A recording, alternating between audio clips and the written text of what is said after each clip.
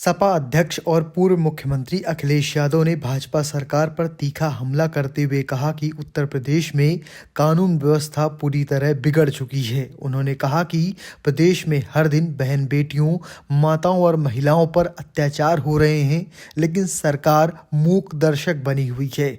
महिला सुरक्षा को लेकर भाजपा सरकार का जीरो टॉलरेंस का दावा पूरी तरह से खोखला साबित हो रहा है।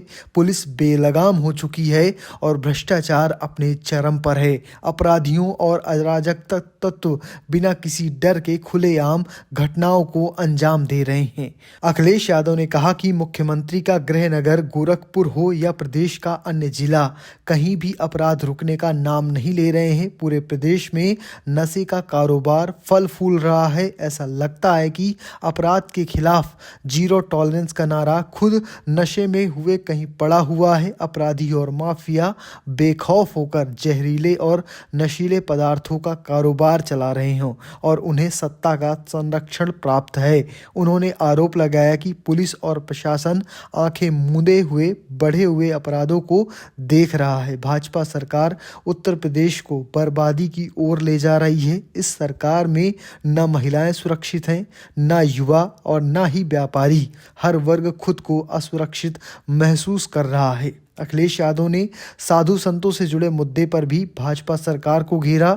उन्होंने कहा कि किसी एक व्यक्ति की सत्ता का अहंकार सच्चे साधु संतों के सम्मान से बड़ा नहीं हो सकता। जो लोग खुद के लिए जमीन पर स्थायी कब्जा करके बैठे हैं, वो धर्म के काम के लिए किसी और को अस्थायी जमीन तक देने के लिए तैयार नहीं है। ये सदियों से चली आ रही धार्मिक परंपरा का अपमान है। उन्होंने कहा कि कुंभ और माघ मेले की परंपरा रही है कि इन पवित्र आयोजनों के लिए अधिकारी साधु संतों का आशीर्वाद लेते हैं, लेकिन भाजपा शासन में हालात ऐसे हो गए हैं कि साधु संतों को जमीन के लिए अधिकारियों के सामने लेटना और गिड़गिड़ाना पड़ रहा है, वो भी किसी निजी काम के लिए नहीं बल्कि धर्मार्थ कार्य के लिए।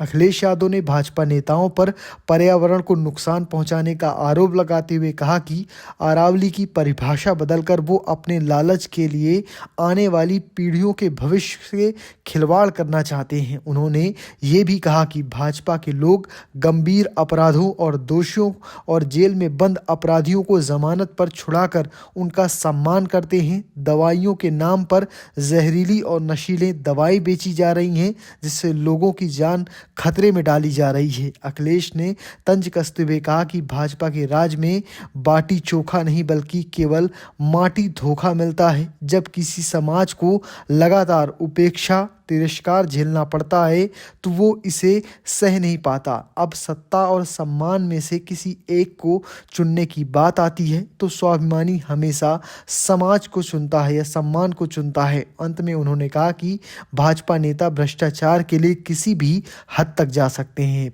बिना जांच पूरी के वैक्सीन लगवाकर लोगों की जान जोखिम में डाली गई।